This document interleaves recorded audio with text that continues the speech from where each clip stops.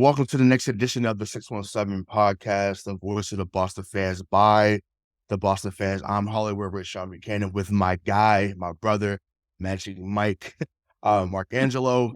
And today it's all Bruins, it's all Celtics. We told you last week that we would give you Bruins content. And of course, the Bruins and Celtics are the hottest tickets in town.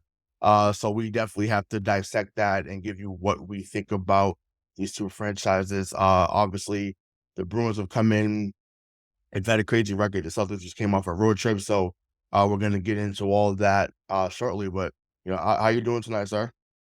I'm doing well, thank you, sir. We should talk about the Celtics and Bruins, or the Bruins, far more than we do.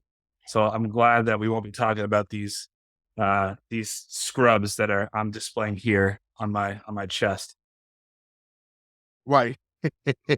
Yeah. I mean, listen, we all know they came off a win, but I mean, listen, that right now, and the last thing I'm gonna say about them tonight, that was false hope, and so next week will be false hope when they beat Vegas. It'll be false hope. Well, some of us will get suckered back in, but it won't be me. But let's get back into something positive. So as I mentioned, the Boston Bruins, yes, are now 23-4-1 on the season. They just came off, as we record this on a Wednesday night, they just came off a shootout win against the New York Islanders, winning 4-3. Thank God, because I wanted to get home. For those that know or follow the show, that I do security at TD Garden. And the worst two words you can hear is overtime. So I was extremely pissed off that we were going into overtime. But nevertheless, the Bruins came out victorious. And like I said, they're now 23-4-1 on the season. So guys like David Pasternak, Taylor Hall, Jake DeBrusk, and the old guy, the OG, the captain, Patrice Bergeron, are all leading the Bruins with double-digit goals or more. So if it's one of those guys or somebody in name, but just who do you think is attributed to the success so far the most on this young season? Yeah, I mean, I think it's going to be Jake DeBrusk, coming off of last year wanting to be traded with everything that was going on with Cassidy. People were questioning whether he had the fortitude. We knew he had the talent, but through I think he's played 27 games this year, 11 goals, 12 assists, 23 points. Like that's what you need out of your wing, and he's giving it to you. I mean, Pasternak's the easy response, but he's supposed to be as good as he is right now. Right. So if he wasn't, we'd be in trouble. I think that just the consistency between DeBrusk, Bergeron, Taylor Hall, that is, if they can keep this up for the next 3 quarters of the season, then we could be a force to be reckoned with. Yeah, I mean, it definitely seems like it. I mean, for me, I'm actually going to go with the OG. I'm going with Patrice Bergeron. I think, obviously, is he coming back? Are the Jake family going to sign him? Like, do we deserve to give him a send-off that he roughly deserves?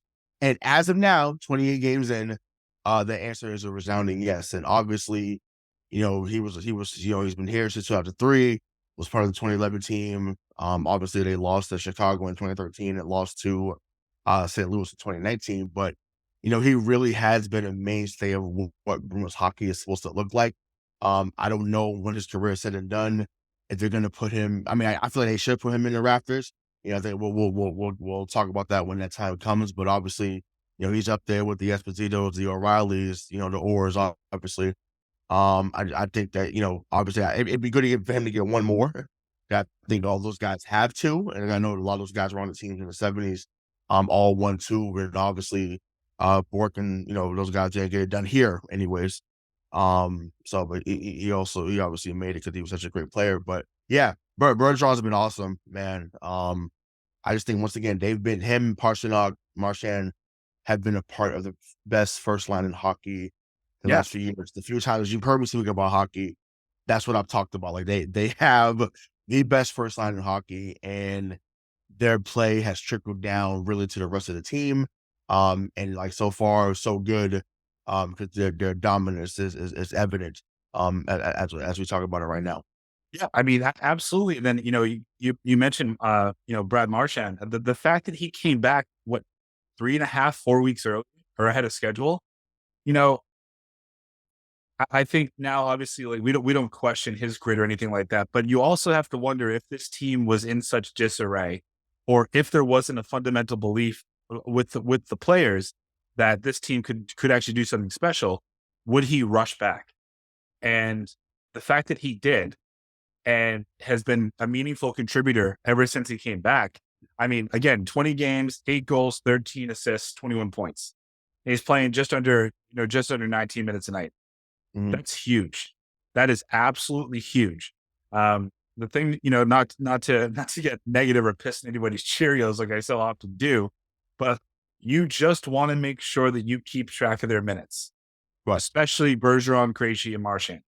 right. Like, those are the 3 guys that cannot get burnt out regardless of what happens in that New Year's Day to, St. Patty's Day stretch, because we need them healthy for a potential deep playoff run.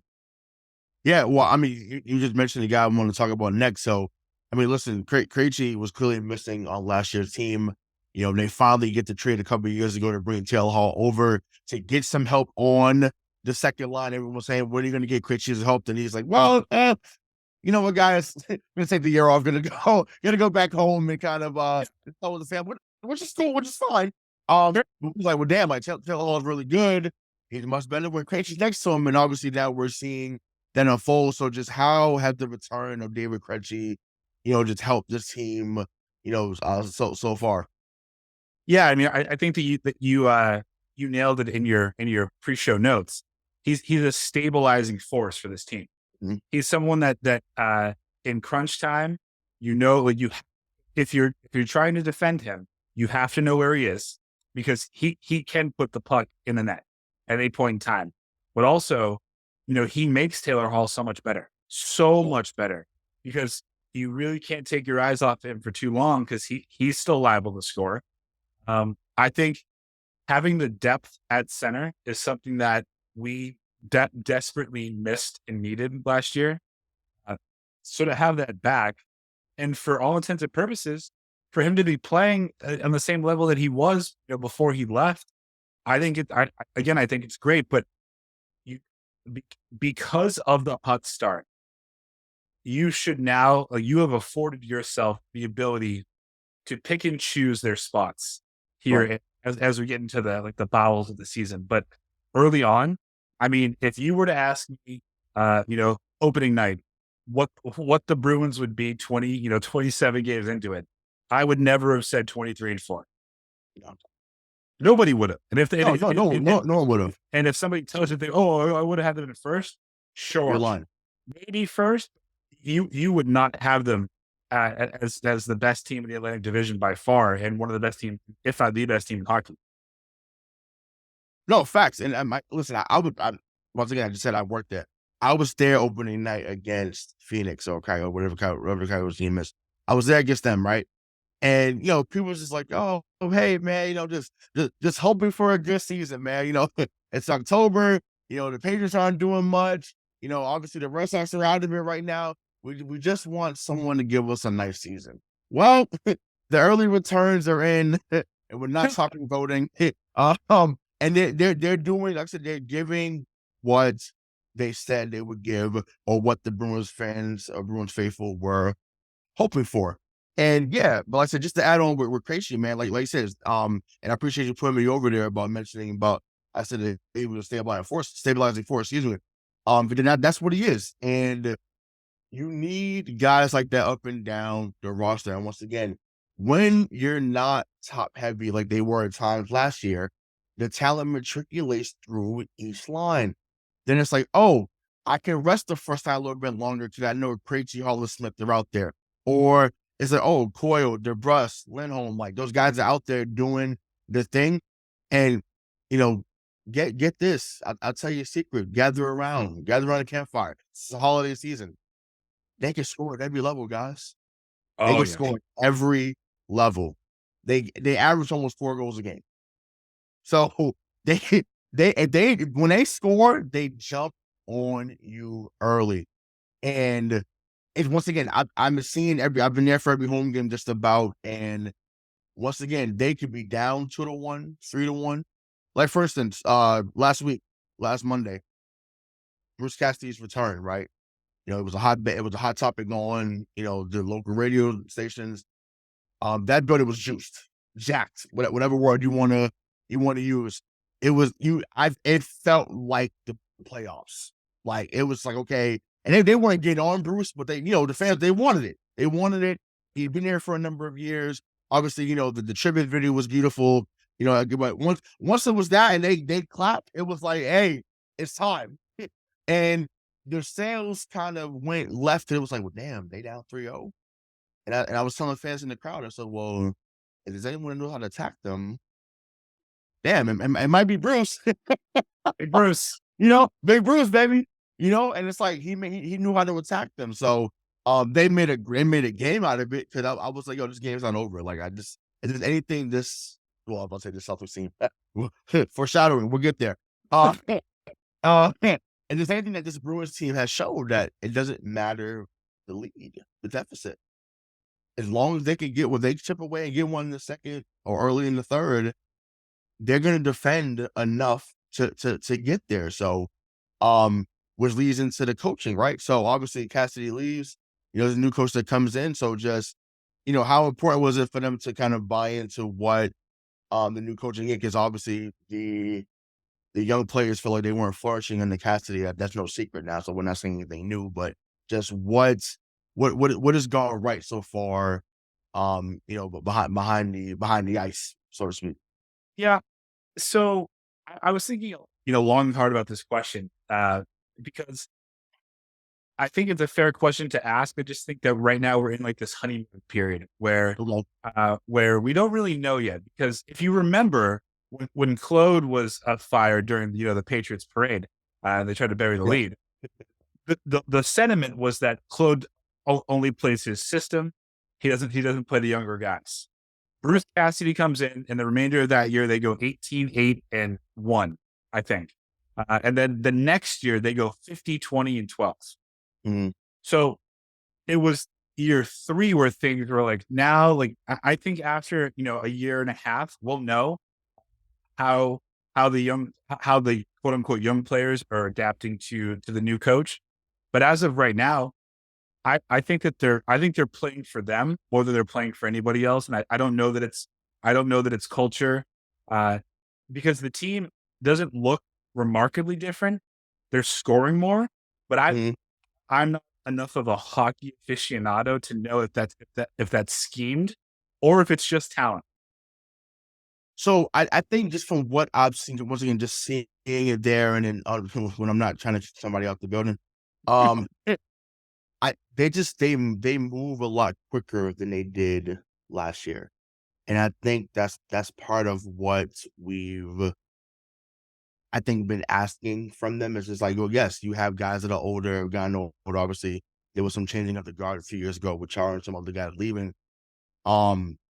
They, once again, with the young guys playing, so the Coils or the DeBrusk, like those are guys that are taking it up a notch. So yeah, I do think that it's a part of, like you said, they're playing for themselves and making sure they maybe get a new deal, or just playing, just a natural progression of a young player. I also think that there's well, we're gonna stick it to Bruce Cassidy because, like, well, yeah, we did well. We got to the finals, and we lost Game 7 at home, but that's not really. Well, I mean, you can't win if you don't score, but that's a whole other conversation of the day. But your boy Tuca gave up the only goal. Yeah, he's definitely my boy. You're right.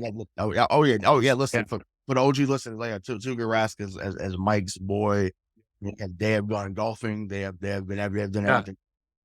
Actually, like when he left the bubble to go home for his family emergency, like we had the tea time together. You're right. That's right. I love it, baby. I love it. Yeah, but I mean, well, listen.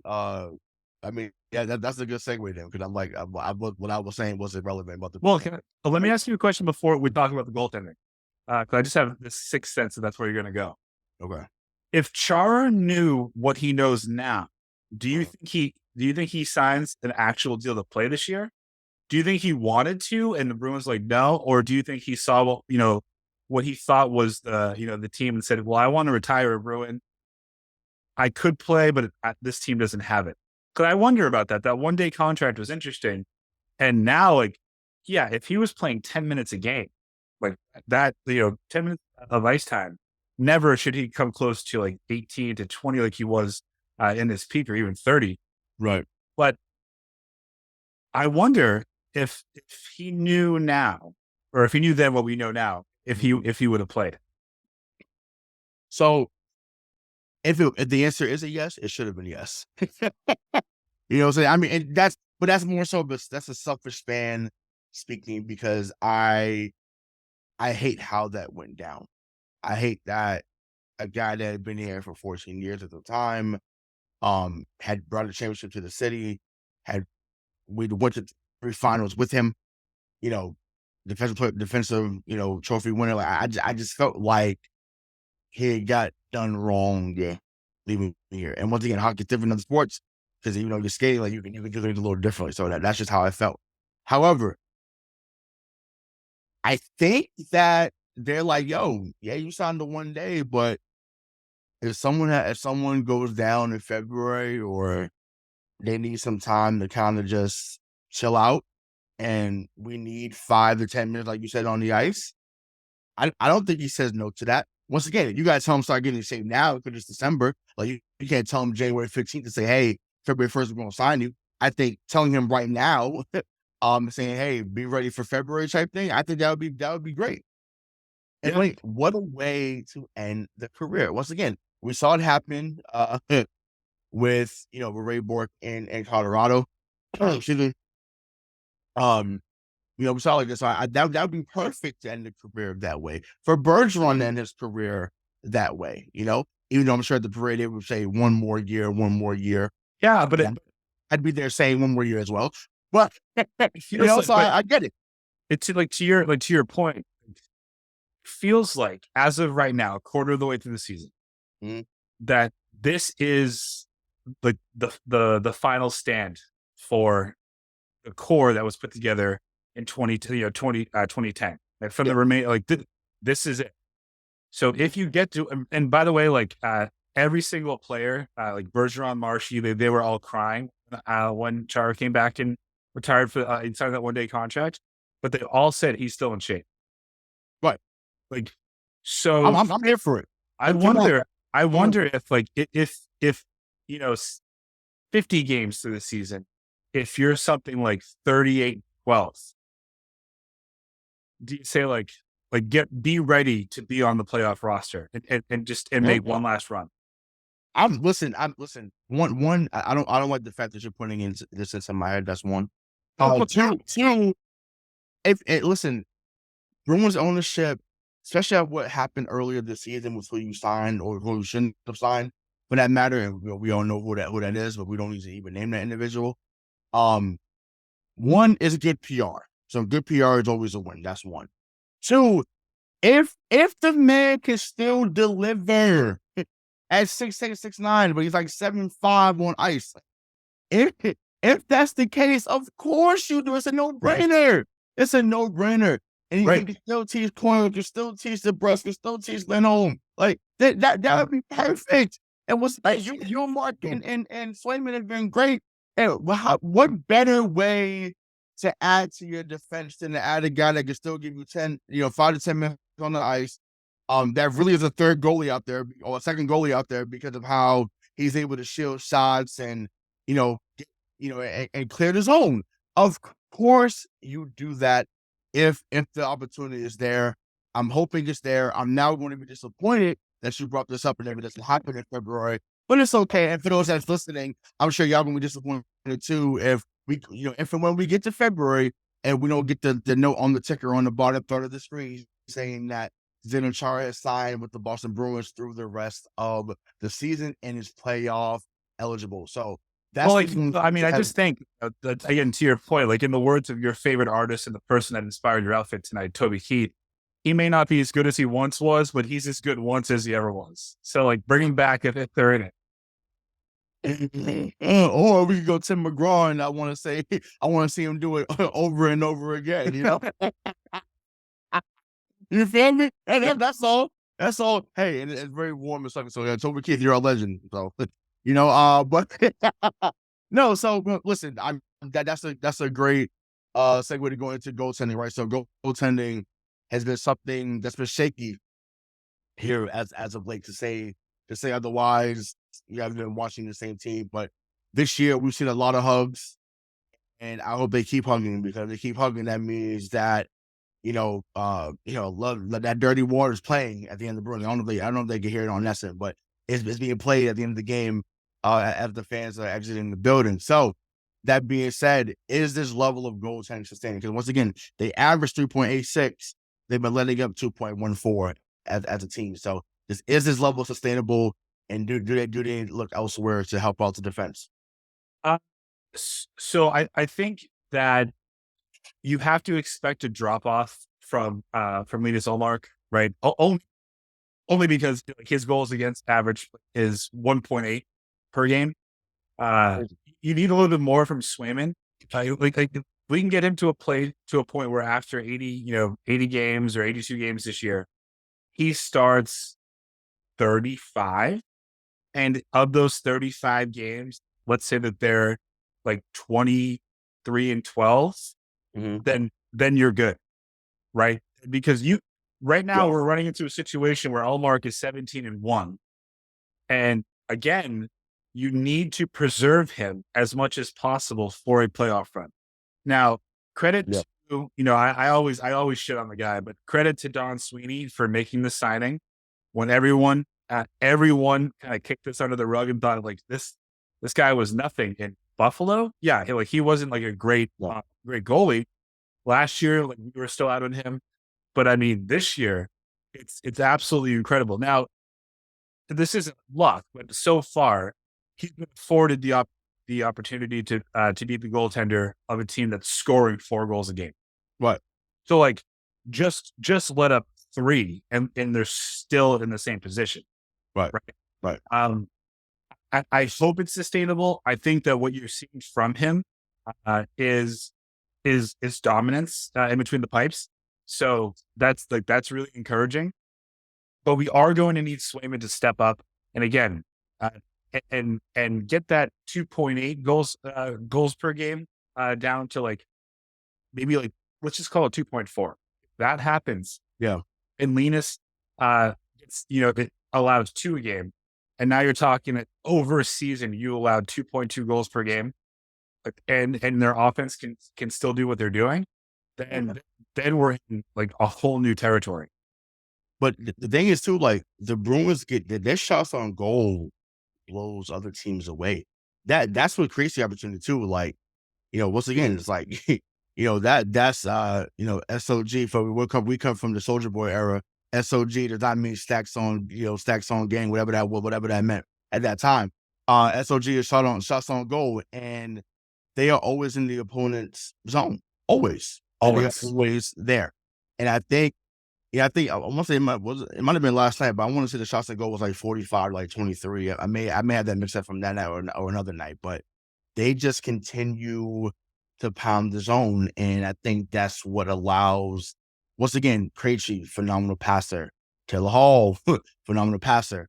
Bergeron, phenomenal passer. So once you get into that zone and they do their hockey version of a 3-man weave, and you got the goalie, looking like me out there doing a Carlton Banks dream. You remember the episode for Fresh Prince for those that are Fresh Prince fans?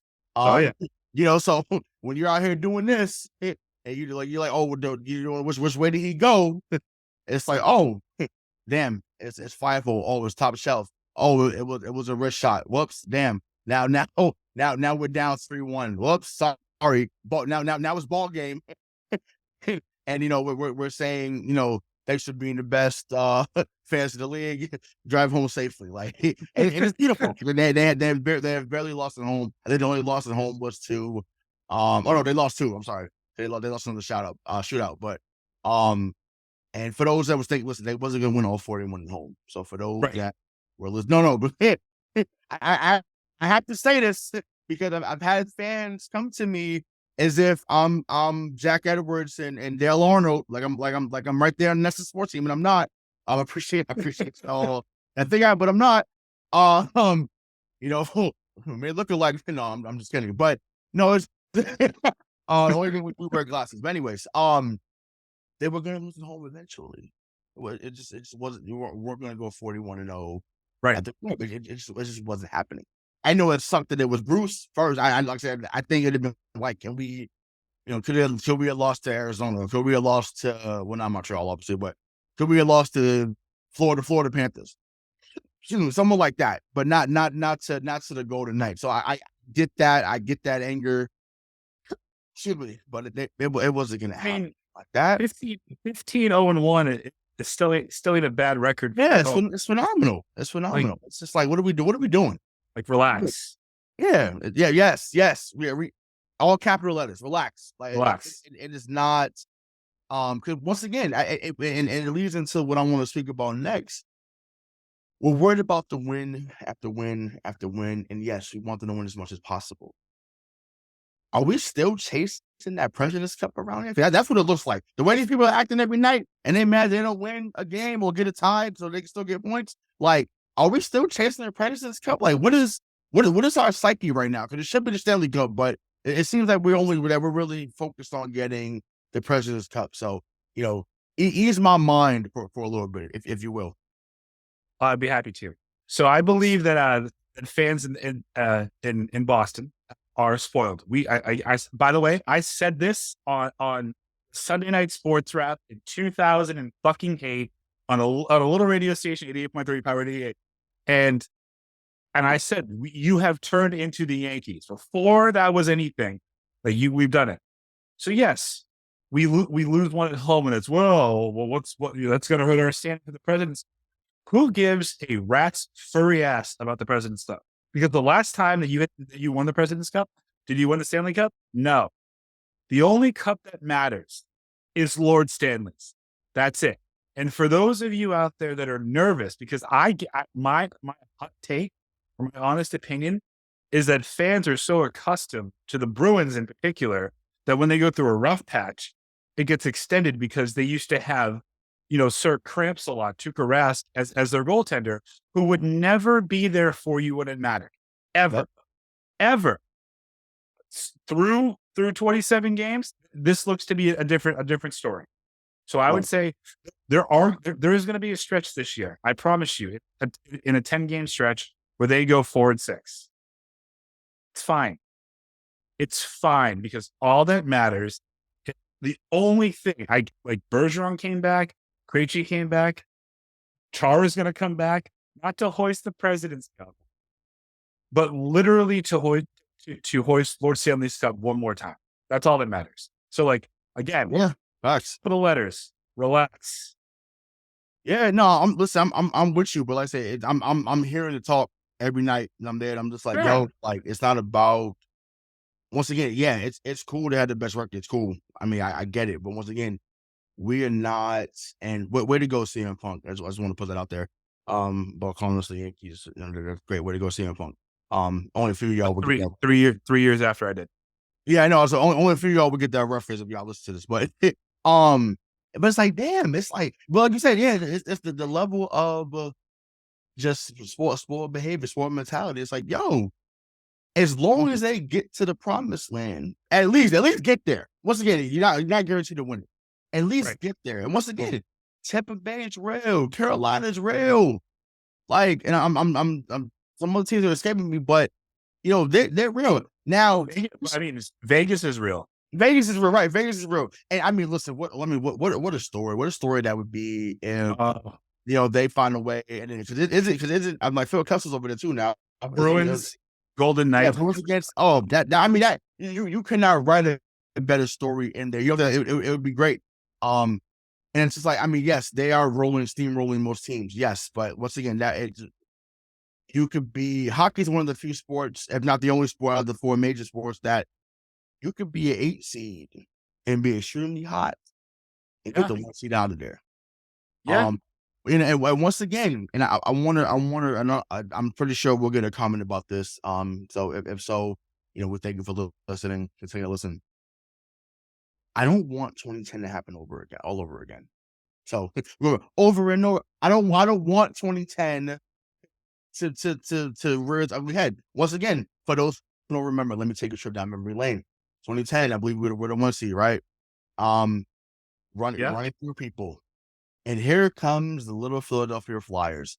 Not with Eric Lindros, not with now with some of the good players that came through there, not Wayne Simmons, not those guys that weren't on the team yet, if I'm not mistaken. And they come in there and they sweep us. No, that's honestly No. We were on the verge of sweeping them. Sorry, excuse me. My PTSD was kicking my bad. So we were on the verge of sweeping them, and they pulled the Boston Red Sox on us. We were up 3-0, up 3-0 in Game 4, and lost the series. So think about that. I don't want a repeat of that.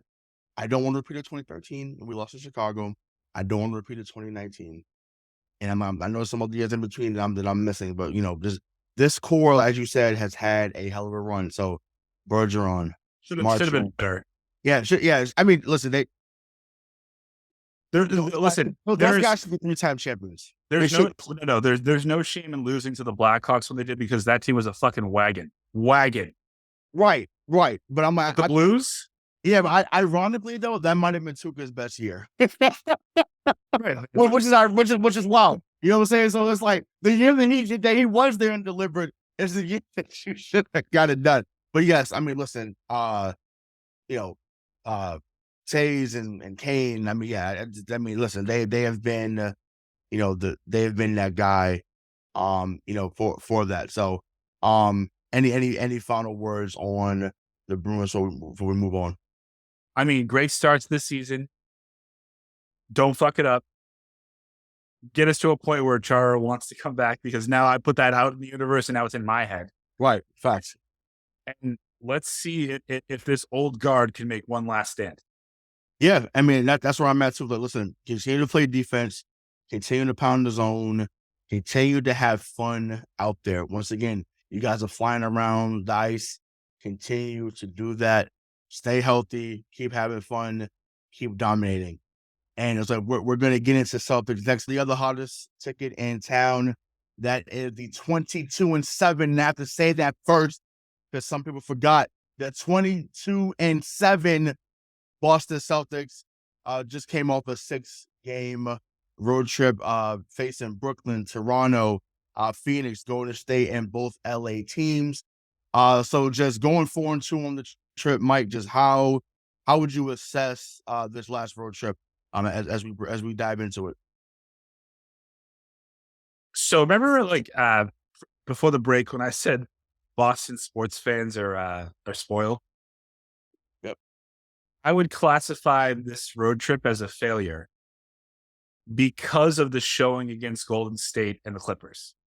I thought that if there was one game that you needed to tell the world that you were different than last year and every other iteration of the Boston Celtics that we've seen, it was against the Warriors. Yeah. And and for whatever reason, I don't know if it's because of the way that they guard Tatum or the way that they play Tatum, but they looked the same as they did last year in the finals. Now, again, it was in the finals, so whatever. But 123-107, they just never looked like they were going to take control of that game. I thought that the win, like the blowout win against Phoenix was awesome. I think, Toronto, great. Brooklyn's, they're just so laughable at this point that, and now again, Boston, the Celtics, we are that much better than the Nets. Sorry. So you should beat them every time you play them from now on. If everybody's healthy, if all things are equal, the KD is going to have a game where he drops 60 on them. Whatever. Yeah. And in fact, you say it so casually is wild to me, but yeah. Yeah. Well, I mean, it's coming at some point, obviously. Yeah. I hope that it's not anytime soon. But yeah, I mean, listen, I thought that Toronto would be a loss. I just felt like we always struggle in Toronto. So I just felt like regardless of who was out there, I feel like Nick Nurse would have those guys ready in between, Scotty Barnes and Fred VanVleet. And Siakam was really good that night, and Siakam is someone that's been compared to Jaylen Brown.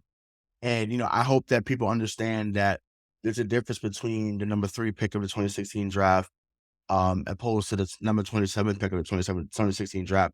Siakam was very good. He's excellent. He's a hell of a player. He's not JB, and I want people. He's a better playmaker than JB. I can give that to fans of those that watch, but let's be real. JB is a better player in 95% of the facets of the game. But yeah, I'm with you. And I think I had your sentiment about what the trip looked like, especially after the Golden State loss.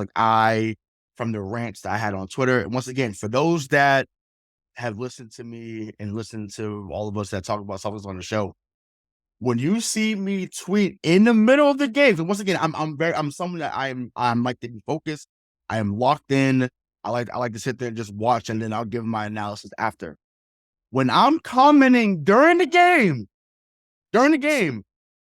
I'm extremely upset. And that's what happened to me Saturday. Once again, you can lose a game.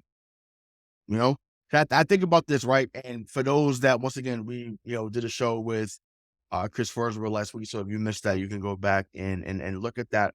But we talked about this team that I'm about to bring up, and we talked about the 08-09 Celtics, which this team reminds us of that team. Even though the 08 team had just won the championship, they come back. The 09 team is even better. Like, this team is better than went to the finals last year, obviously, right? That team won 18 in a row coming into Christmas Day. The Lakers smack them. People forget that because it's forever, but the Lakers smacked them, and we're like, oh my God. And once again, social media wasn't what it is now, but everybody was like, damn, like, you won 18 in a row, you came in there, LA beat you, whatever.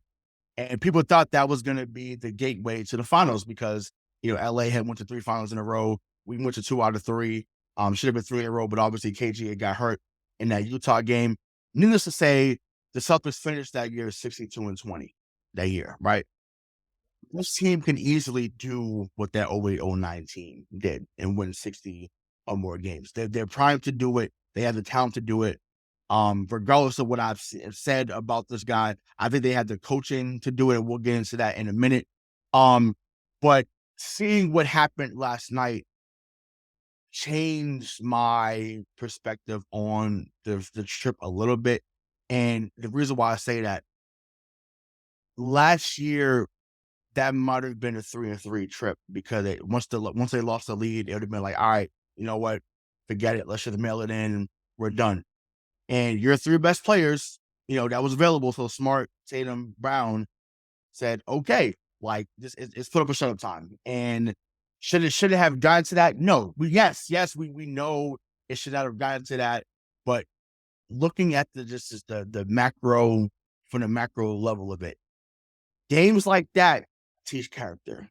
Wins like that teach character. And he dropped 44 on y'all king. He dropped 44 because he was guarding him most of the night. And once again, LeBron delivered last night. He was great. So LeBron was awesome. AD was phenomenal.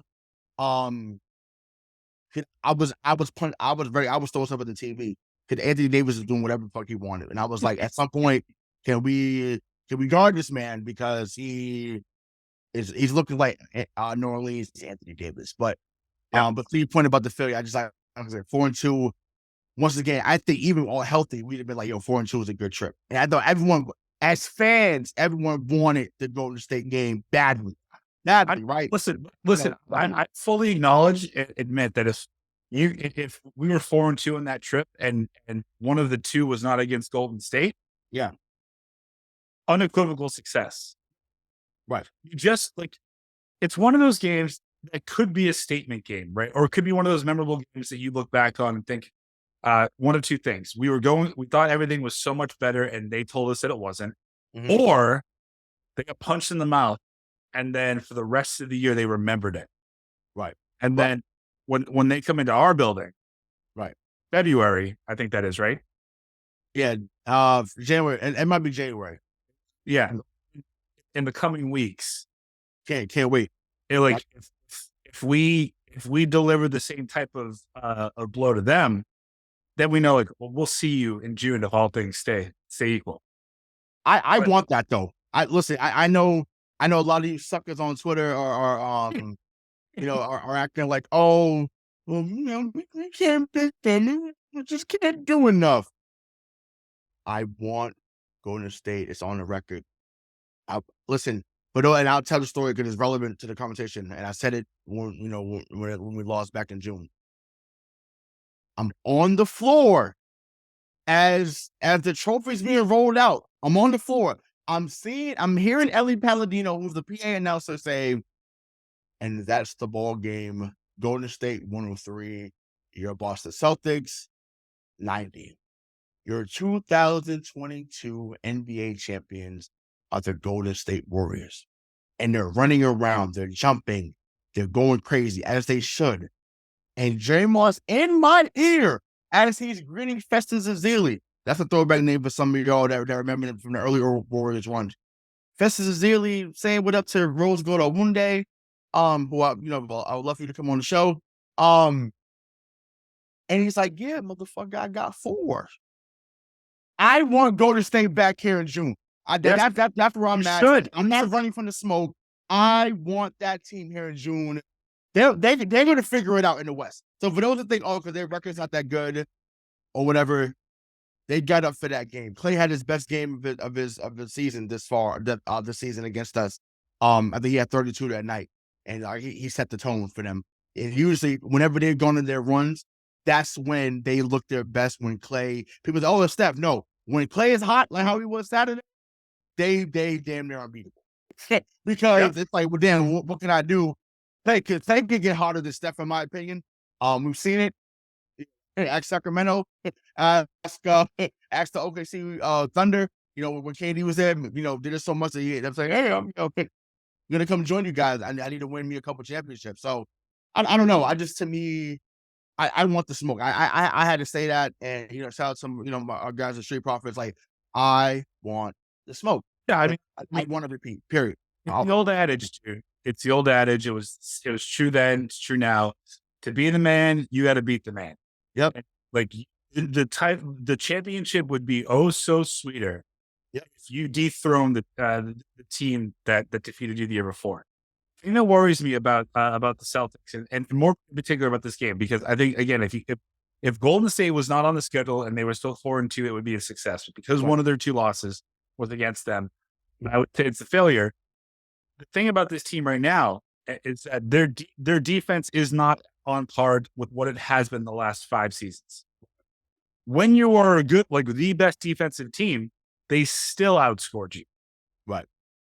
In this particular instance, they shot 50% from the field. They shot 33% from 3-point. They committed 15 turnovers. Yep. You turn that into 3 points. Yeah. So it just looks like, again, from a high level, that they have your number right now. Yeah. So, like, right that wrong, and like you had a chance to do that in a few weeks. Yeah, and I mean that's the go right. Luckily, we're going to speak about the homestand coming up because they have a 7-game homestand to end the calendar year. And they'll have another chance to kind of have that prove it type game, on Christmas Day. But we'll get there as we preview that. But yeah, that's the thing. I mean, listen, if I wish I could have bottled up what we felt after that Phoenix game. I'm like, they up 45 in the third. I said, oh my God. I said, they put a first round sweep this road. So this is crazy, But once again, that we talked about macro. Now I want to get down into the micro. Al only played 1 game on this trip. Good. Rob traveled with the team, but Rob didn't play. Also good. Also really good, right? Brogdon missed the game. Smart missed the game. So they had guys that missed that they're starters. Then a kid compared to the team, and they still went 4-2. So I say to that, what my good brother just told y'all in the first half of the show. Calm down. 22-7. 22-7. They still giving your favorite player the business every single night. Still doing that. So it's coming. Adversity has to happen. In the words of a former Celtic, but he said this when he was in Detroit. Rasheed Wallace, if it ain't rough, it ain't right. Sorry. And it's not going to be smooth sailing. Now, I will say this, and I've said this before, and I wish I had said it when we was on. Well, no, I think we just say it with Forsberg. This looks like the 2014 Spurs. Yes, they had a 2-game hiccup. It's going to happen, right? Just like you said, there's going to be a game when the Bruins lose 4 out of 10. It's going to be the same thing here if this guy is out, whatever it may be. There's going to be a stress like that. For the most part, that's just how it goes. It's the NBA. It's a long season. Once again, the other guys on the floor are professional players too. They get paid, they have pride, and what do you know? Every now and then they may have a good game too. But yeah, I don't know. I just think, to me, like I said, to have all those variables change like that, and you still find a way to win 4, like I said, 4 out of 6. Once again, the LA game was huge, but I want to ask you this before we move on to the homestand part. So obviously, Stephen Clay showed out, Kawhi and PG showed out obviously on Monday night. So just for the momentarily, do we need to take a step back and not acknowledge the Jays as the best duo in the league? I mean, I think that they are the best duo in the league, for sure. Okay. What's concerning, though, is that on nights where JB balls out, Yep, we don't often come out on the winning side of that game. So, and typically, like when Tatum's playing well and he dropped 30 or 28 and he has his like 8 assists, 6 rebounds, that's a pretty good indicator that we're going to win that game. But when he goes 6 to 23, right, yeah, but Brown has 31 points, right, and literally, so this is why it's like a real conundrum to me. It feels like when the opposing team's defense tries to limit your speed, and I think Jayson Tatum's speed is initial. It's right at the beginning. Jaylen is downhill, so it takes a little while to get there.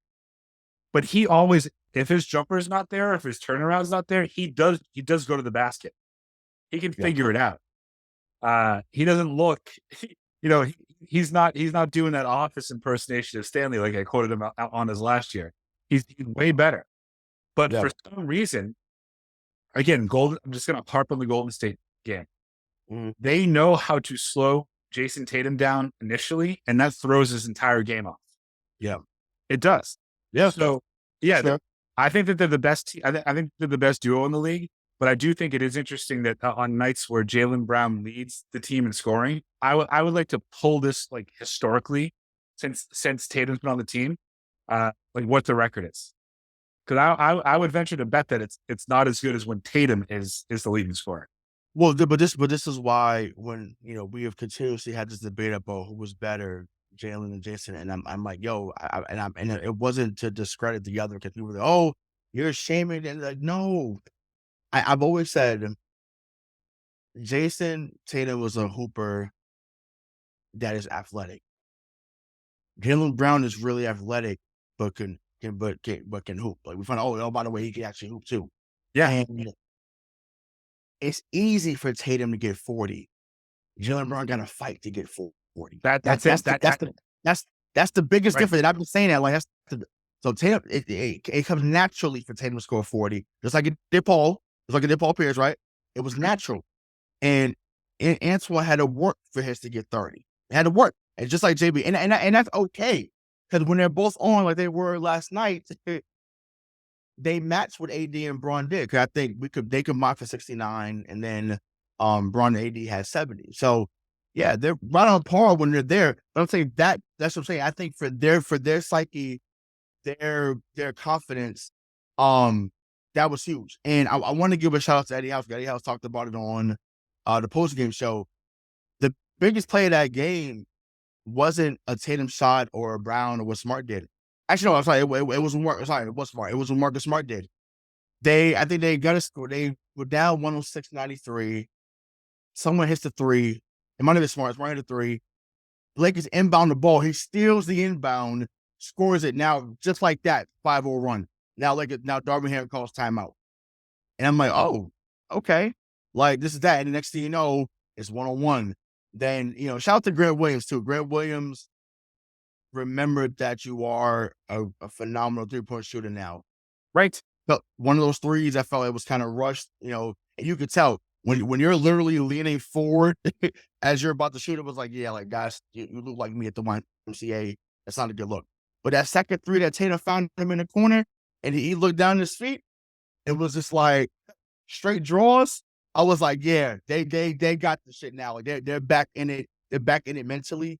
And it was just awesome to see, because once again, there's times last year I'm like, I'm not sure that would have happened. And I think winning that, especially 2 years ago. Oh yeah, exactly. Yeah. Like, that Lakers game, if that happened in 2019, they would have lost by 18. Even if they lost 20. Like, we know that. We've seen that movie before. Yep. So I mean, we've seen it this year. We've seen this against Chicago. They was up 20 against Chicago, and the next thing you know, they lost by 18. But I will say they have not lost three in a row all year. They're 6-0 now on back-to-backs, right? And dare I say, I'm not. I want them to going forward. I want them to go. Excuse me. Play the team, not the record. I think that play the team, not the record. That to me, that's part of what happened against the Clippers and the against Golden State. It was like, okay, like, we're better than both teams. And yes, you are. Right now, you are better than both of those teams. But once again, Kawhi, I'll speak about Kawhi. You've given your astute points about the Warriors game. I mean, I don't want to keep belaboring that, but I'll talk about the Clippers game a little bit. Kawhi had his best outing against us. And in the words of Lee Corso, Kawhi and PG said, not so fast. Right, but we're gonna show y'all. Yeah, everybody's saying that y'all us, so we supposed to be. Let me show you why I'm still that guy when I want to lock in. That's what happened. He went into Terminator mode and said, okay, I'm gonna make sure that you guys feel me. And that's what you have to do. Celtics in general. Make sure the other even if you lose, make sure the other team knows, oh, yeah, we got them tonight, but they're coming next time. That's all we want as fans. You don't have to win every night, but just know that they was let other teams know and other fan bases know, if you come into TD Garden, we're coming into your arena, you're coming in for a dogfight. Period. Like that's what it should be. I was going to say two things, like, to what you just said, because I think you made a great point. I don't want to ruin it. I think Kawhi in that scenario played the record. He saw the big dogs are coming in here. Let me remind them of who the fuck I am. Number one. Right. Facts. Like, and then number two, you don't want to see the Celtics get into a fucking dogfight with the Pistons like they did last year.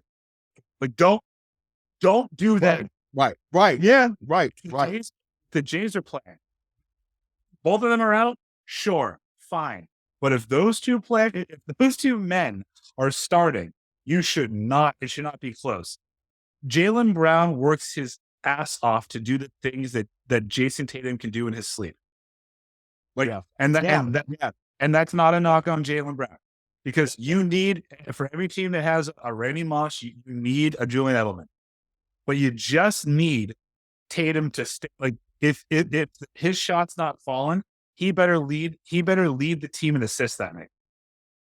Exactly. Yep. Yeah, that's where it's at. So I wanted, before we get into the host, I want to speak on another point that I had thought about, or we had talked about in our meeting earlier. Joe Mazzulla. And I'm trying to say this calmly, because I want to make sure that I get the point out without sounding super emotional, right? So yes, 2027, everyone's hashtagging Mazzulla ball, and yes, there's been moments that he's been great. Some moments that you're just looking at him like, what the hell are you doing? My question for you is, will he ever learn when to call a fucking timeout? Yes, but not this year. No. Yes. Like, no. Like, it has to be a support this year. It has to be. It has to be. Yeah, I understand what you're saying, but what I would just use as like as Ugh. ammo Mm, for my point here is we're 22-7. mm. That's only because we got to the finals and those guys tasted it. Right. If we had taken the Eastern Conference final exit that we were so accustomed to taking over the last 5 years, this team would be 14-15 because they would never get over that hump. So Mm. Mazzulla at this point doesn't know what levers he has to pull because he hasn't really had that much adversity. I think he will learn. And maybe it's this year, but I think here's my honest opinion. I think we're going to see a big leap between his coaching acumen and ability in the regular season into the postseason because it's short. Like you literally can't lose 4. So I that will be a true test to him. So, a 20-year run. 20 nothing run. And you know what cause listen, even I could be coaching my students. There's no way I'm letting a 20 to home run happen and I don't call a timeout. That you just at the But Phil Jackson did common sense. Phil Jackson to Michael and the Bulls and to Kobe and the Lakers. Now, This is not them, bro. This is not them I'm right in now. no Come way, on. shape, or form comparing Joe Mazzulla to Phil Jackson. Please. Cause I'm like, it's not. We're not there. It wasn't. I want to be there, obviously. But I mean, yeah, finish your point. Cause I'm just like, oh my god. But there is something to the, you know what? Let them fucking figure it out. You got yourself here. Get yourself out. Now, 20 20 to nothing run. I just see it's 10-0, fine. 10-0, but 20 to nothing run. 45-12 overall, right? What? It's laughable. say it out loud like that. Like what a joke. And it's just like, yo, I'm sorry. LeBron turned back the clock, and I've seen it. I was having 2018 flashbacks watching. I said, they're trying real hard right now. They are locked in. Even your boy Russ started to step up. I said, oh my god. I was like, we really letting this version of Russell Westbrook come back. I was just like, yo, you got to call a timeout. And the reason why I say that, Mike, as soon as he called timeout, you know what happened? He drew a hell of a play for Jayson Tatum. Tatum does a nice little curl. I'm saying curl, I'm thinking football, but that's basically what it was. He did a nice little curl route around the 3-point line. He catches at the elbow, goes right by LeBron with his left hand, and scores the layup. I said, oh, what do you know? You called the timeout, you got them settled, and they scored. What do you know? Do it more, Joe. How much? I mean, how much of that, from my perspective, because I think that players win games, Right, coaches lose games, right, and he almost lost that shit last night. but at what point do you say like because now if I'm going to anoint them as the best duo in the NBA, right? I also need to let them give the benefit of the doubt to know that when things are going wrong, that they can right the ship themselves without having a timeout call. Because in that instance, sure, he drew up a great play, but they know how. They know how to play basketball, dude. They know how to play defense. They know how to run set plays. So yeah, maybe 20-0 is a little overkill. 45-12 is fucking ridiculous. Right, but no. So okay, you're obviously not wrong with what you're saying, right? Of course, if you're at that level, of course you should figure it out. But at the end of the day, there's still players, and you being the coach, once again, macro, micro. The coach is supposed to see the macro, see the bigger picture, see that these guys are out of whack, out of source offensively. And he finally saw that after the 20-0 run. Run them a play to get them going to get their confidence back. That's what I mean. It's not about, because yes, of course they should figure it out. But sometimes you've got to be able to see the forest from the trees. And during that run, they couldn't because they started to sulk, they started to sag, their heads are down, they're pissed off, they're tired, it's been a long trip. Call the timeout, refocus. Hey, Sure. we've been in this moment before. I'm with you. We got this shit. Handle it. I'm I'm gonna run a play for you here. They're gonna score. We're gonna get a few stops. We're gonna come back, score again. We're gonna come back down, gonna stop. Like remind them of who they are, and then shout out to Black Panther. Show them who you are. Show them who you are, and then that's what happened once they called the timeout and they walked out of L.A. to live and die in L.A. Shout to Tupac. Then and they won, and then now they're going home for a 7-game homestand. That's all I wanted. That's it. That's it. Yeah. Well, and you got it. It was a little delayed, but you should just take real solace in the fact that if I was the head coach and I called a timeout, I would have wrote on my little whiteboard, LeBron's whooping y'all's ass. Yeah. That's correct. Yeah, but then that's all it was. And it was a 2-man game. And like I said, I promise you, I know those are listening like, we're going to talk about the homestand. We're going to get there, I promise. It's coming real soon. Big market tease. Yes, that's exactly what it was. It was legit 2-man game. LeBron and AD were playing at the park, and they said, "You get out of my way. You get out of my way. I'm running pick and roll to fucking death, and there's nothing you can do." And right. Yeah, can't stop it. Can't do nothing about it. So once again, I'm just glad that smart Tatum and Brown said, "I'm not going out like this." And once again, Joe, just don't be afraid to call a timeout. Or if you're not going to do that, have certain plays that you want to be ran when the run is happening. You got to have automatics. That's definitely got to, just like in football, whatever, you got to have automatics to say, you know what, if I need a bucket here, like I think about when Tatum tied the game at 110. You know what that was, guys? Was that a little bit of Jayson Tatum saying, I'm that guy? Yeah. But you know what also that was? It was, I'm really good at ISO. We're going to clear the right side of the floor, and it's time to dance. And he did a 2-step tango on LeBron, spin move, did a little Cotton Eye Joe, 1-eye leg kick, draws, tie game. Now we in overtime. So there's a mix of, yeah, I'm that guy, but it was like, okay, we're going to do a little 1-4 flat. Everybody get out the way. And that's what it was. You got to have automatics. I can't say that enough. This is not the first time I've said it on here, and it won't be the last, but you got to have automatics you can go to when there's a run, when you're up by a certain amount, so you can put the game away. So let's get into the homestand. And once again, we have talked the road trip into the ground, but that's okay. There was a lot there to discuss. So getting into the homestand, so 7-game homestand to end the calendar year. So they have Orlando twice, Indiana, Minnesota, Milwaukee on Christmas Day, Houston, and then the LA Clippers come back here on the 29th. So you get to see them as a revenge game first. So just out of those 7 games, what are you looking for to see from them as they end out this calendar year? I want 6-1. Okay. Out of these 7 games, I want an emphasis on defense. So like right now, I think they're scoring like 119. Is it 119 points per game? They're letting up 112. Yeah, oh my God, yeah. Mm-hmm.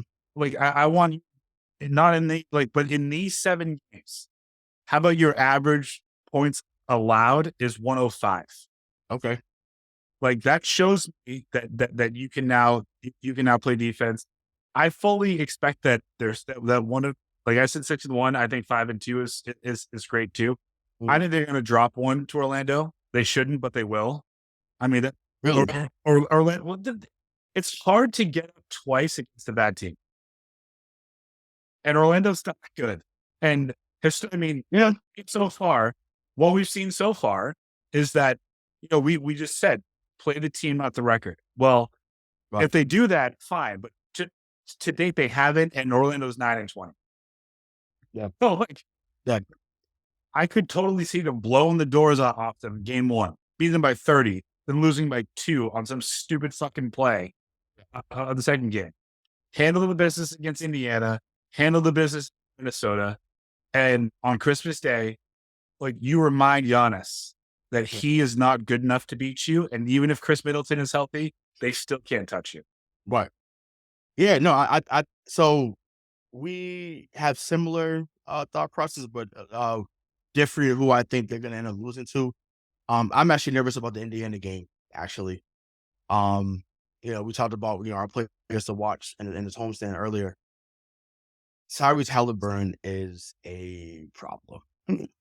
Like, he's a problem. Our old friend Aaron Neesmith has been hooping. I think he just got hurt, unfortunately, so he may not be there when they play next week. But Aaron Nemhard and Miles Turner has been playing well.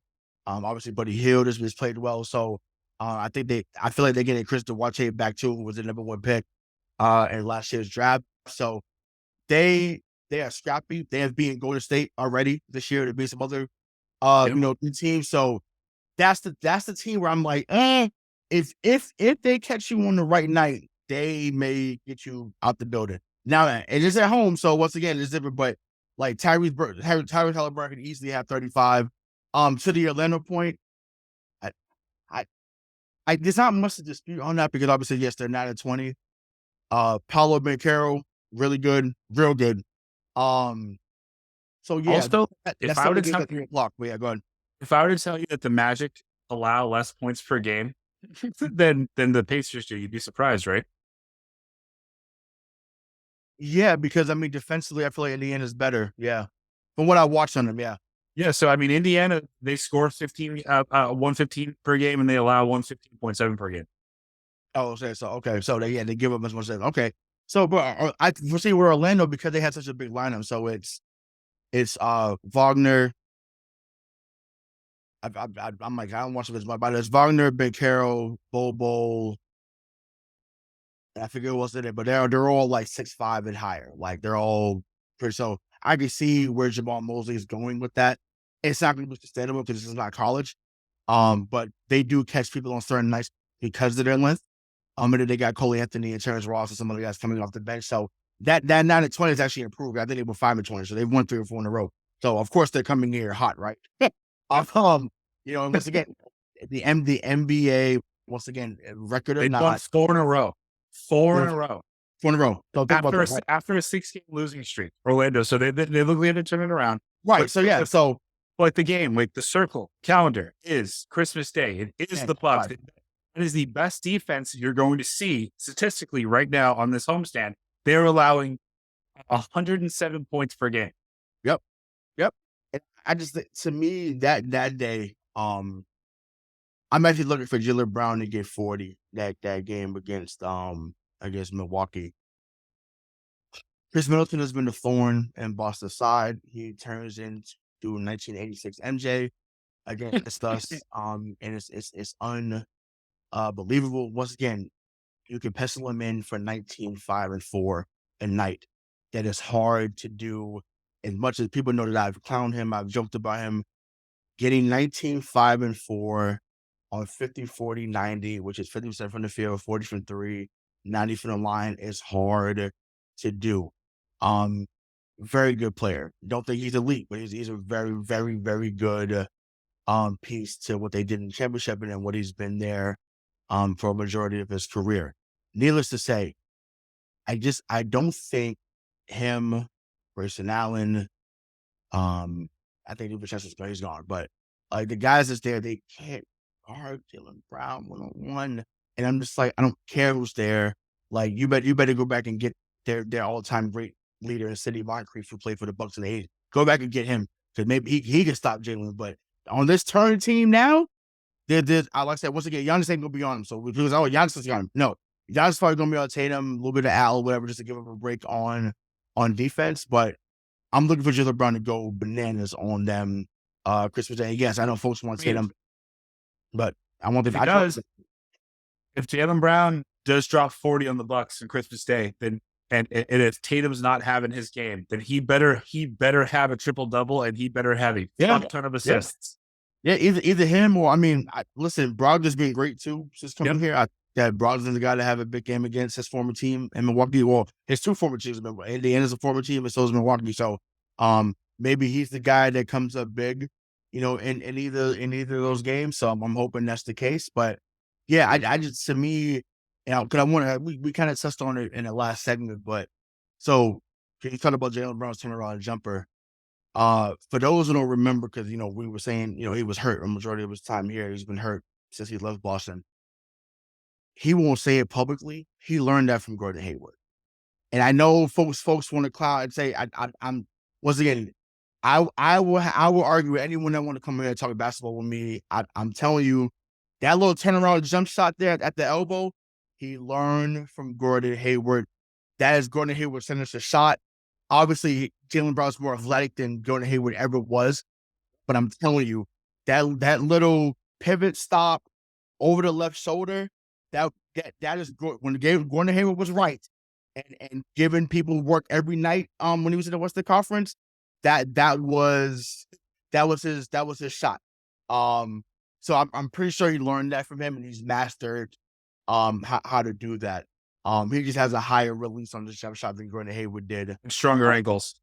Right, yeah. Yeah. Once again, I don't want to laugh too hard about that, but yeah, that's true. You know what I'm saying? So I just think that's that. But so yeah, so you said 5-2 on the homestand. I'm going with 5-2 as well, because we are a little long on time at this moment. But yeah, listen, just continue to play hard, continue to once again, still have fun. Once again, it's a long season, have fun out there. But to me, yeah, Also, no doubt that the East runs through you. Right. Exactly. And that's where it should be. I hope that they take the Clipper game seriously too. It's like, yo, you got us by 20. And I've seen them. I mean, I feel like the Clippers got here, beat them last year too, but I was working that game, here. So yeah, just find a way to make that statement say, yo, it is still us. So they very well could be on a winning streak by the time that they meet Milwaukee on Christmas Day. So, which that would be great. That would be great to come in and have that record and just see what can go down. But I expect a good one. It should be fun. Like I said, I have fun. We didn't talk about the Rockets game, but the Rockets real quick before we get out of here. Jalen Green, the kid is special. If you ever had a chance to watch Jalen Green, the kid gets 21 a night, and once he evolves in Houston or he goes elsewhere, he will be a leading scorer in this league. And you heard it here first. It'd be nice if it'd be in his uniform once Tatum and him get older, because he's only like 20 years old right now. So it'd be nice in about 6 or 7 years that the Celtics will sign Jalen Green to a max deal. That'd be great. Because the kid can shoot the lights out and he can dunk on you and your whole family. So he's really talented. But they're not good enough to beat us. They beat some good teams already this year, but we should blow them out when they come here. But I'm excited to see him in person. So any final words before we get out of here? No, dude. I mean, it's just like Celtics fans, take a deep breath. Right. It's gonna be okay. Like to the Boston Celtics, this next 7-game homestand, but in particular that game against the Bucks, just make sure that they remember who the hell you are. Yep, exactly. And once again, there's nothing else to add to that. So for Magic Mike, I am Hollywood Ray. This has been another episode of the 617 podcast brought to you by the Boston fans. And we will see you next time. Peace.